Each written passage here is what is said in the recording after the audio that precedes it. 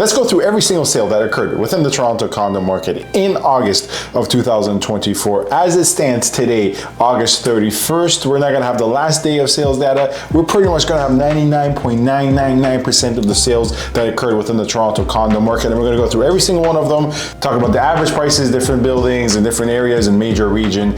And you know what? It's a little bit of an exaggeration to say we're gonna go through every single one of them. We're gonna scroll through every single one of them. But when I see an item worthy of emphasizing, as always, I can't stop myself from talking. I'll do so pretty proudly. Anyways, before we get into it, if you're new to the channel, quickly, hi, my name is Sam, a Toronto real estate agent with SaberiSixRealEstate, my company. As always, on this channel, we like to do everything having to do with the Toronto real estate market, market stats, market reports, condo market, building reviews, area analysis, buyer advice, seller advice, all this cool, interesting stuff. Information on the screen in the description box. And you can book a call with me, get in touch with me for any buying, selling, or leasing inquiries. I have met a lot of my clients through this channel and I'm happy to meet more. Anyways, let's start. All right, pulled up right now, I have every single sale that has occurred in August of 2024.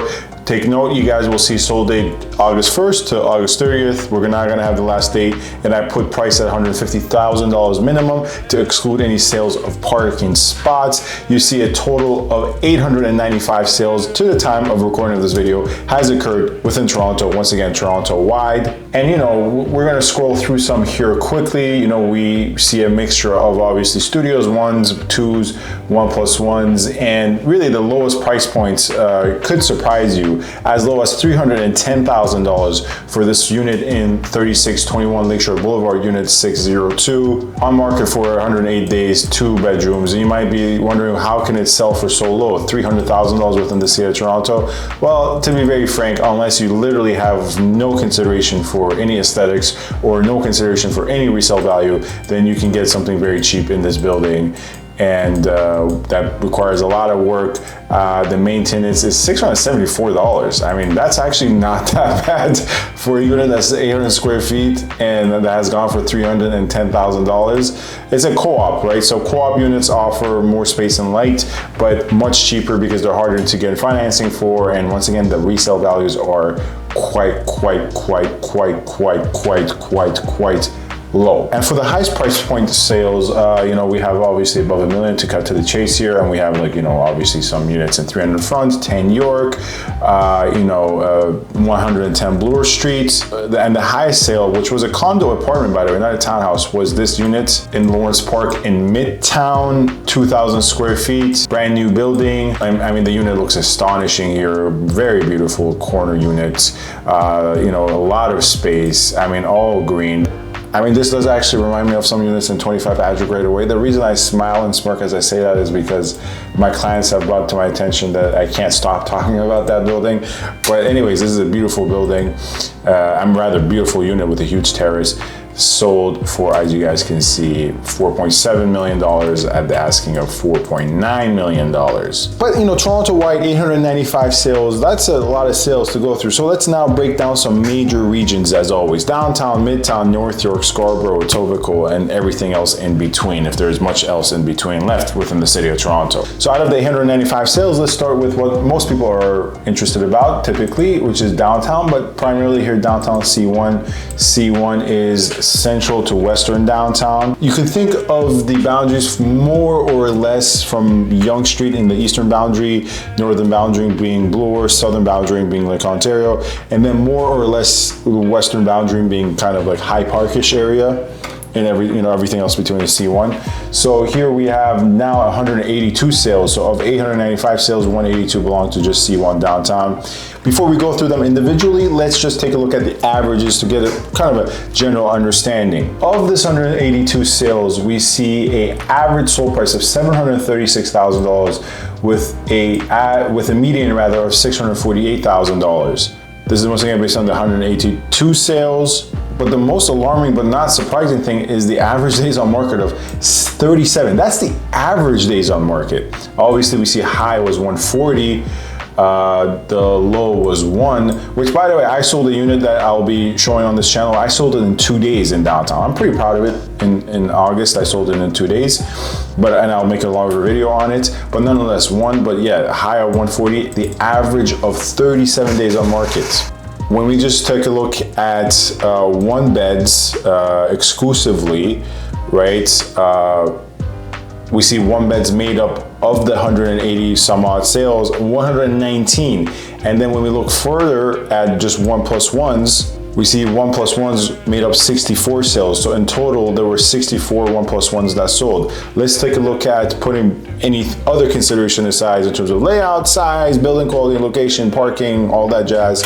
Let's take a look at just the 1+1 average. And we have an average of $665,000, a median of $646,000, and once again, based on 64 sales. So we have every single sale here that occurred in downtown Toronto C1, you know, obviously 150 Blue Jays Way. Not a fan of that building at all. And I'm just, you know, highlighting some of the items.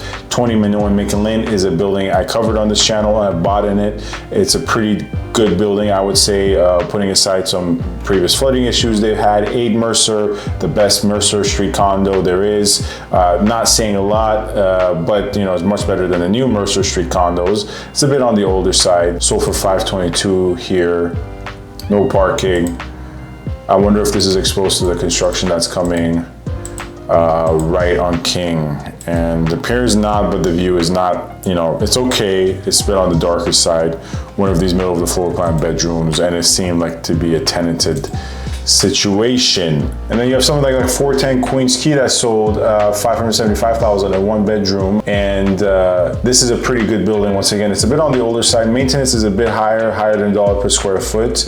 I've also purchased in this building for a client of mine as well. It's probably one of the better buildings on Queens Quay, and the maintenance is a bit on the higher end, but it's a really well managed building and it's great location as well. Of course, this is facing the Gardner here. And then on the higher end side, you have like a sale here that occurred in 1001 Bay Street, an older building that I'm actually a fan of. It's pretty good residential and user friendly building. This unit in 1001 Bay sold for $1,065,000. It was definitely renovated. They've done some work here. Although the exposure is a bit, I mean, this is not too bad, don't get me wrong, right? It has large windows, you got a pretty good scenic view, but it's not bright, right? There's not all good exposures or good views are bright, and not all bright views are good exposures or good views, right? Ideally, a good view is a bright view, but in this case, it's a good view, not so bright. The unit was pretty nice at $1,065,000, 2 bedrooms, 2 washrooms, 1,200 plus square feet, maintenance of $1,000. Here you have the exact square footage of 1,263 square feet.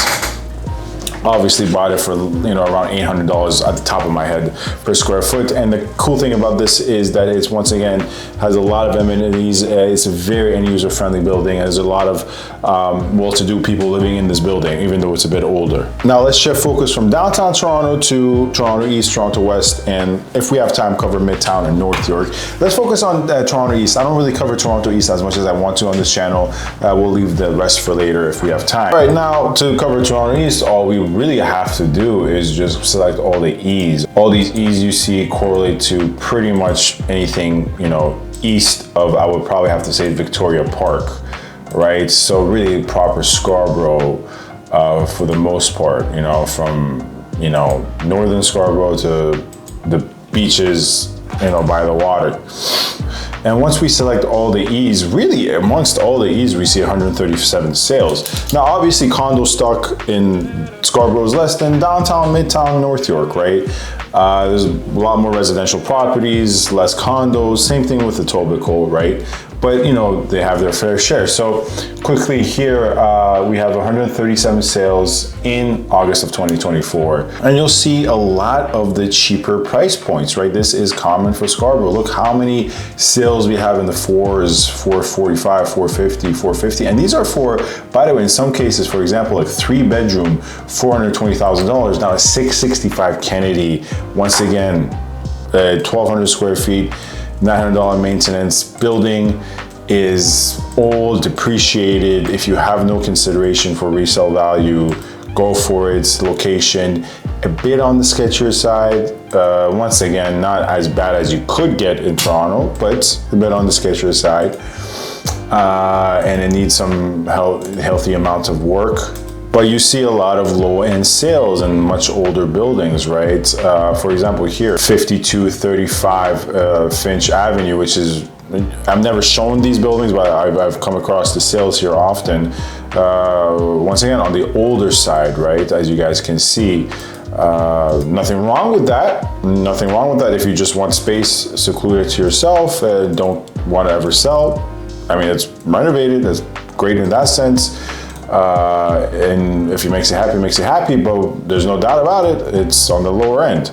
And then you do have your newer end sales at 50 Town Center, right? A 1+1 with one washroom, $551,000, 671 square feet, still nonetheless per square foot, much less than, you know, a unit like this would go even in Richmond Hill, outside of the state of Toronto, in Markham, right?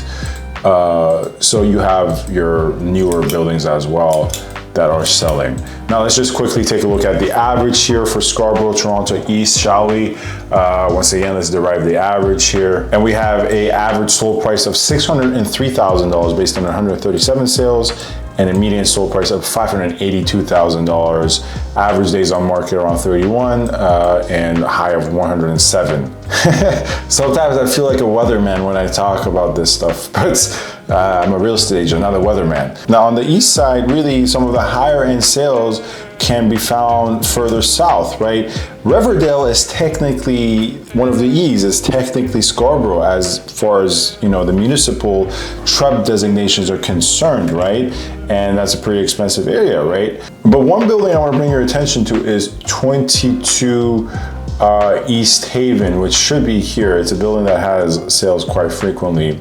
It's actually one of the more underrated buildings here, like for example, this one. 22 East Haven. Yet another building I purchased a unit for my buyer last year in this case. And I bring this up not to brag, but just to let you guys know, I'm not just purely speaking from the MLS system, from the numbers. I'm working every single day on the behalf of buyers and sellers, and I have a lot of experience in these buildings actually transacting.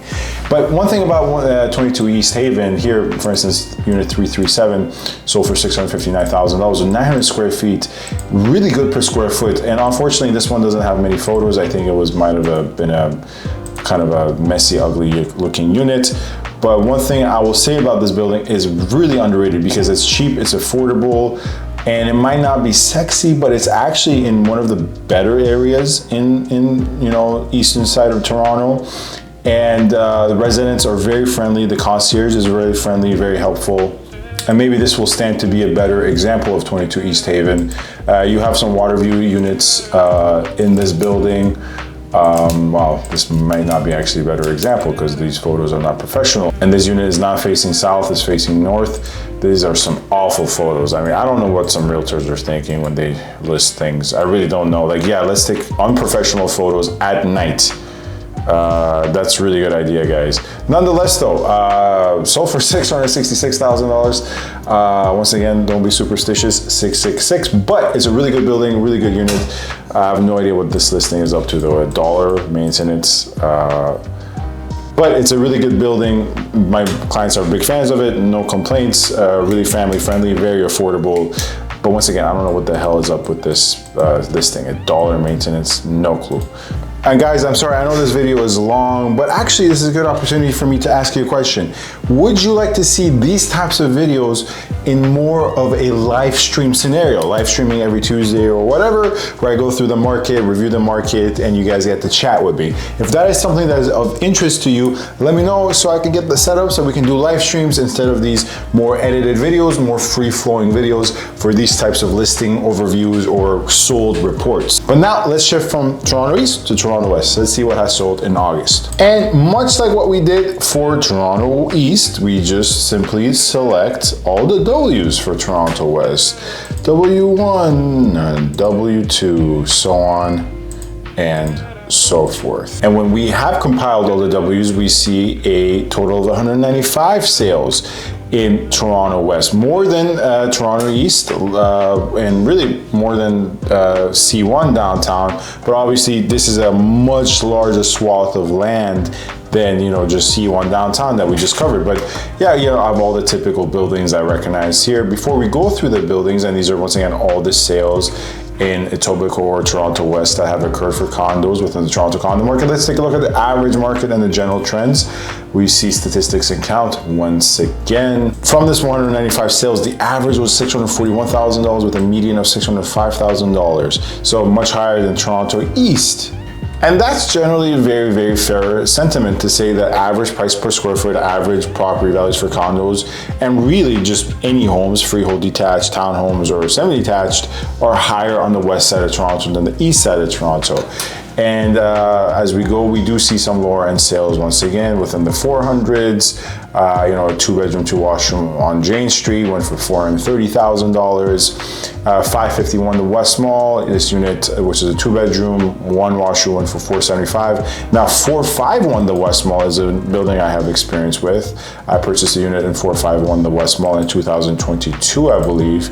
And it's a pretty decent building, 800 square feet, 1-bedroom, 1-washroom. This building does have large 1-beds, kitchen done up here, pretty nice.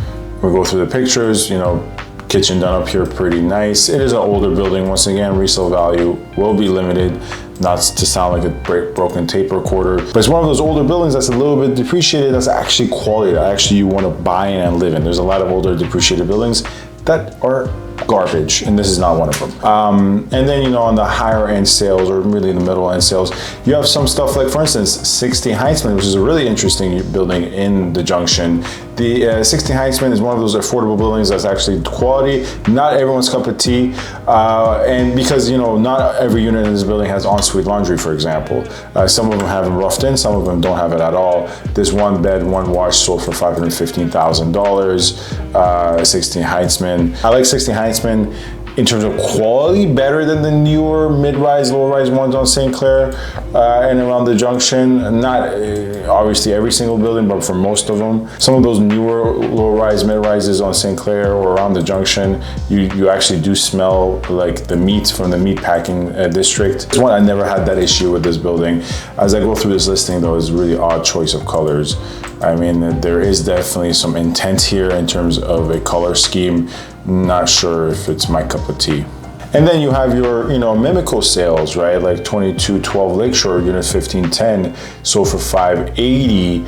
I think I remember actually viewing this one, if I'm not mistaken. This is one of, you know, one of my favorite buildings. It's made my best Toronto condos list. So it's definitely one that has my stamp of approval. And is this the one that I viewed? No, this is not the one I viewed. Oh, this is gonna face that construction, I believe. This is facing the